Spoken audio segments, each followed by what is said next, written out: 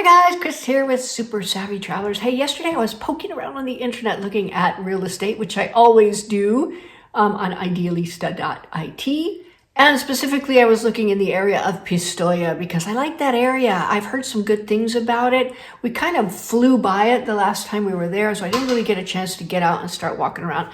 But Pistoia is a good sized city. It's got some beautiful areas in it, but oh my gosh, the mountainy areas around Pistoia are absolutely stunning. And I just happened to find this amazing property in the mountains of Pistoia, and it is a church. Chiesa de San Felice da Pistoia. Now be aware there's two chiesas of San Felice da Pistoia. San Felice means Saint Happy. Yay, I like that one. The other one is a lot bigger and it's a lot more modernized and in a modern area and whatnot. This is in a mountain town and it's actually on Via della Chiesa de San Felice, which is really a beautiful, beautiful area. As you can see, I'm showing you some of the pictures of where it's located. It's absolutely stunning. Now, it's also on Idealista and I saw a couple of other properties up there and they're kind of pricey, There was one farmhouse that they wanted like over 500,000 for. There's another mansion up there, which I thought was a good deal. They wanted 390, but it was like this massive palazzo with pools and stuff like that. I don't know what kind of shape it's in, but I'm thinking to myself, that's kind of an interesting area. Anyway, this church. Okay, so I started poking around on history websites. I found one Spanish website that has some architectural details. So I have a little bit of history for you guys for this particular church. In 1376, it was testimony of the entire property. So that's when it came into being. I don't know if that means the land to build it on or they started building it. Not sure what that means, but that's when the whole idea sort of took root. It says the church is mentioned in the tithe list.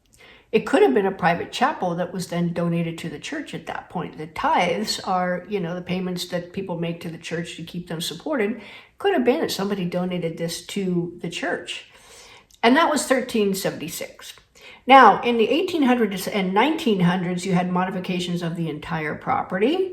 And then also transformations to the apse and the inside of the church.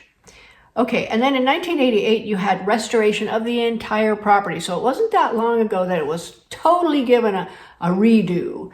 So I would assume that means structurally. Of course, you want Lorella, our beautiful architect Lorella, to look at it and also be involved in the renovations because it's a church. I mean, it's beautiful, but I can't see camping out on the altar or anything like that. I think I would want to change a few things, but it's a gorgeous structure and would make a fabulous residence. And then they also did consolidation in 1988 and restoration of the ancient wall facing on the facade. And then in 1970, a stone altar was added. I don't know if it comes with the property. You'd have to put that in the compromesso if you wanted it.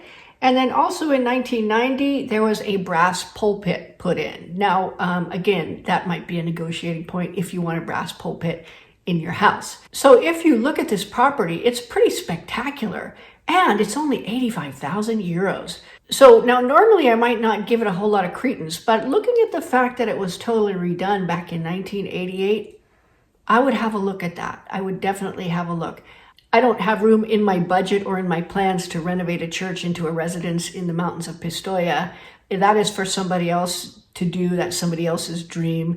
I would love to be involved in it, you guys. And if you do, we definitely have the architects that can help you out with it. Lorella went to school with Antonello Lucchesi. And if you follow the channel, you know Antonello Lucchesi is a master architect.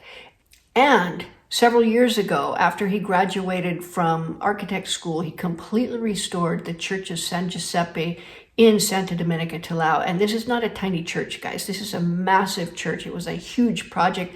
It took him 10 years of volunteer work, but he got it done. And now it's a stunning masterpiece. With that, if you wanted to pull in Antonello and Lorella, two brilliant architects with brilliant minds and insanely aesthetic tastes, you probably could do that. And you have decades of experience in renovating these types of properties. So for 85,000, if you're looking for a mountain home and you're looking for something you want to put your own stamp on, this might be an awesome property for you. And like I said, if you buy this, whether with or without our guys or through us, I don't care.